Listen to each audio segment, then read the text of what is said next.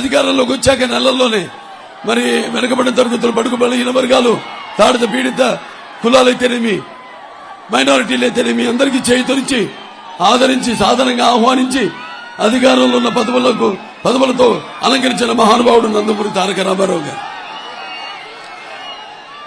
మరి ఆయన ముఖ్యమంత్రితో ఎన్నో సాహసోపేతమైన అధిక ప్రజలకు ఉపయోగకరమైన సానుకూలమైన పథకాలను ప్రవేశపెట్టడం జరిగింది. ఎన్టీఆర్ గారు రాజకీయాల్లోకి వచ్చాక ఆ తర్వాత ఎన్టీఆర్ గారి తర్వాత ఎవరైనా సరే ఆయన పథకాలను ప్రవేశపెట్టి అమలు చేయాల్సిందే తప్ప లేకపోతే వాళ్ళ పప్పం గడవదు. అది ఎన్టీఆర్ అంటే ఒక పేదవాడి ఆకలి తెలిసిన ఒక అన్న ఆయనే. అలాగే ఎన్టీఆర్ అంటే జన భవితకు భవిష్యత్తు ఇచ్చిన అమ్మ ఆయనే. అలాగే ఎన్టీఆర్ అంటే ఆయనకు అండగా ఉన్న ఆడపడుచులకు ఆస్తిలో ఆర్థికంగా బలపరిచిన అన్న కూడా అన్న ఎన్టీఆర్. అందుకే ఎన్టీఆర్ అంటే కేవలం నేను నందమూరి తారక రామారావు గారు మాత్రమే అని నేను అనుకోను. ఏంటంటే నటనాలయం, ఆయన ఇల్లు ఒక నటనాలయం, అందులో ఆయన ఒక నటరాజు నటసింహుడు. టీ అంటే తామర మండలంలోని తారక ధృవతారకుడు. ఆర్ అంటే రాజర్షి, రారాజు, రాజకీయ దురంతర యుగంతరుడు, రమణీయ రమ్య కమనీయ సౌమ్య గుణధాముడు. అందుకే ఆయన అందరి గుండెల్లో నిండుగా మెండుగా ఉండి నేను ఎప్పుడు మీకు అండగా ఉంటానని చెప్పి ఒక తెలుగు దేశాన్ని మనకిచ్చి వెళ్ళాడు ఆయన. ఎన్టీఆర్ అంటే కళలకు నిర్వచనం, ఎన్టీఆర్ అంటే నవరసాలకు ఒక అలంకారం, ఎన్టీఆర్ అంటే నటనకు ఒక విశ్వవిద్యాలయం, ఎన్టీఆర్ అంటే ఒక నవశకానికి ఆరంభ మంత్రం, ఎన్టీఆర్ అంటే నవజాతికి ఒక దైవ స్వరూపం, నవజాతికి ఒక దైవ స్వరూపం, ఎన్టీఆర్ అంటే నానా జాతులకు దైవ స్వరూపం, ఎన్టీఆర్ అంటే యువతరానికి ఒక ఆదర్శం, ఎన్టీఆర్ అంటే నెత్తురు మరిగేలా చేసే ఒక అగ్నికళం. అలాగే ఎన్టీఆర్ అంటే ఆయన నడిచిన దారే భగవద్గీతలా సాగిన ఒక గొప్ప జీవితం. అది ఆయన మరెన్నో సాహసోపేతమైన పథకాలను ప్రవేశపెట్టడం జరిగింది. ఆనాడు సామాన్యుడికి అవసరమైన కూడు గుడ్డ అందించిన మహానుభావుడు. కిలో 2 రూపాయలకి తెరిమి, ఆడవాళ్ళకి ఆస్తిలో సమానం అయితేమి, లేకపోతే చేనేత కార్మికులకు ఉపాధి కల్పించడం అయితేనేమి, అలాగే రైతులకు 50 రూపాయలకి హార్స్ పవర్ యూనిట్ విద్యుత్ ఇవ్వడైతేనేమి, లేకపోతే రైతులకు ఈ యొక్క ఏదైతే భూమి శిస్తు అది రద్దు చేయడం అయితేనేమి, అలాగే దేశంలోనే మొట్టమొదటిసారి ఈ యొక్క సామాజిక విప్లవం అంటే మండలాలుగా విభజించి 300 తాలూకాల్ని 1,100 మండలాలుగా ప్రజల వద్దకే పాలన తీసుకోవడం అయితేనేమి, గ్రామాల యొక్క సర్వోన్నత అభివృద్ధికి ఈ యొక్క గ్రామీణ క్రాంతి పథకాన్ని ప్రారంభించడం అయితేనేమి, సకల మౌలికలు కలిగించడం అయితేనేమి, అలాగే మహిళలకు 9% రిజర్వేషన్, బీసీలకి 20% రిజర్వేషన్, అలాగే సర్కారియా కమిషన్ ద్వారా మరి ఈ ఎస్సీలు ఎవరైతే ఉన్నారో వాళ్ళకి 14 నుంచి 15, అలాగే 4 నుంచి 5% రిజర్వేషన్ పెంచడం అయితేనేమి, ఇలాంటివి ఎన్నెన్నో కార్యక్రమాలు ఆనాడు తెలుగు గంగ, హెచ్ఎల్ఎస్ఎస్, ఆంధ్రనివాస్, సుద్దల స్రవంతి, గాలేరు నగరి, అప్పుడు ఆనాడు ఆయన తెలుగు గంగ పూర్తి చేయడం జరిగింది. ఆ తర్వాత హెచ్ఎల్ఎస్ఎస్, అలాగే గాలేరు నగరి తర్వాత చంద్రబాబు నాయుడు గారి హయాంలో అవి పూర్తి అవ్వడం జరిగింది. జనసేనకి సీట్ అమ్మేసుకున్నాడు. డబ్బులు పెట్టేవాడు ఇటు నుంచి అటు వెళ్ళగానే గోడ దొక్కగానే ఆ సీటు వాళ్ళకి ఇచ్చి పారేశాడు. కృష్ణా జిల్లాలో విజయవాడ ఎంపీ ఇవ్వచ్చు కదా, మాకు అమ్మవారు పోటీ చేస్తున్నారు, ఆ ఎంపీ ఇవ్వచ్చుగా. అది ఎవడు గుడివాడ అసెంబ్లీ ఇవ్వచ్చుగా, అది ఎవరు గన్నవరం అసెంబ్లీ ఇవ్వచ్చుగా, అది ఎవరు పెనమలూరు అసెంబ్లీ ఇవ్వచ్చుగా, అది ఎవరు విజయవాడ ఈస్ట్ ఇవ్వచ్చుగా, అది ఎవడు మైలవరం ఇవ్వచ్చుగా, ఎవడు బీజేపీ అలయన్స్ కైకులూరు మావాడే, విజయవాడ వెస్ట్ మావాడే, సుజనా చౌదరి, కామినేని. 8 సీట్లు ఈ జిల్లాలో. కమ్మ సీట్లు మాత్రం పక్కాగా చంద్రబాబు నాయుడు గారు కాపాడుకున్నాడు.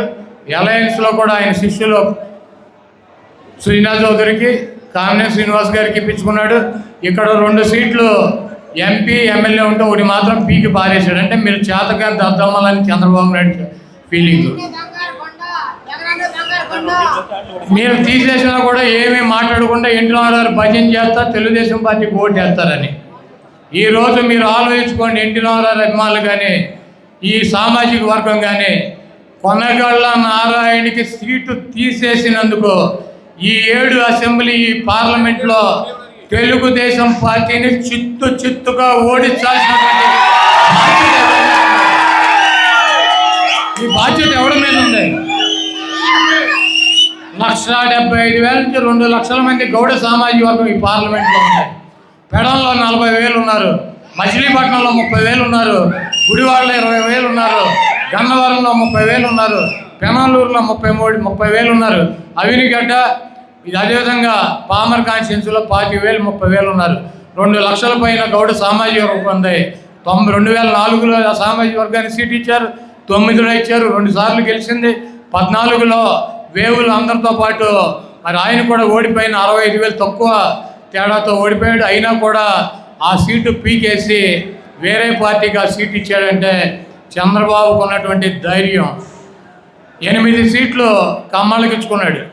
కైకలూరు, విజయవాడ వెస్ట్ 2 అలయన్స్ ఆయన శిష్యులకే, గుడివాడ, గన్నవరం, పెనమలూరు, మైలవరం, విజయవాడ ఈస్ట్, అదేవిధంగా విజయవాడ పార్లమెంటు 8 సీట్లు ఇచ్చుకున్నాడు. 2 సీట్లు ఉన్నటువంటి సామాజిక వర్గానికి 2 లక్షలు ఉన్నారు సామాజిక వర్గం. ఈ పార్లమెంట్లో కమ్మాళ్ళు ఎంతమంది ఉన్నారో తెలుసా? 85,000 మంది ఉన్నారు. వాళ్ళకి మాత్రం 3 సీట్లు 4 సీట్లు ఇచ్చుకున్నాడు. 2 లక్షలు ఉన్నటువంటి సామాజిక వర్గానికి 2 సీట్లు 1 సీటు పీకేశాడు. అయినా కూడా మేము తెలుగుదేశం పార్టీ భజనే చేస్తాం, తెలుగుదేశం పార్టీనే గెలిపిస్తాం, చంద్రబాబు నాయుడు ఎన్టీ రామారావుని సాగు కొట్టినా మేము అదే చేస్తాం, ఇప్పుడు ఉన్నటువంటి జూనియర్ ఎన్టీఆర్ని తొంగలో తొక్కినా అదే చేస్తాం, మా కులానికి సంబంధించినటువంటి మాకింత బలం ఉన్నటువంటి సీటుని పీకేసినా కూడా మేము ఇదే చేస్తాం, అవతల పార్టీ 2 సీట్లు ఇచ్చినా జిల్లా పరిషత్ ఇచ్చినా మాకు సంబంధం లేదు, మేము తెలుగుదేశం పార్టీకే ఓటేస్తామంటే ఈ సామాజిక వర్గం రాజకీయంగా కానీ చైతన్యంగా కానీ మరి విఫలమవుతుంది. తప్పకుండా మీ గౌడ సామాజిక వర్గ పౌరుషాన్ని ఈ ఎన్నికల్లో చూపించి ఈ పార్లమెంటులో ఉన్నటువంటి 7 అసెంబ్లీలని చిత్తుగా ఓడించి గౌతు లచ్చన్న గారు చూపించినటువంటి పౌరుషాన్ని,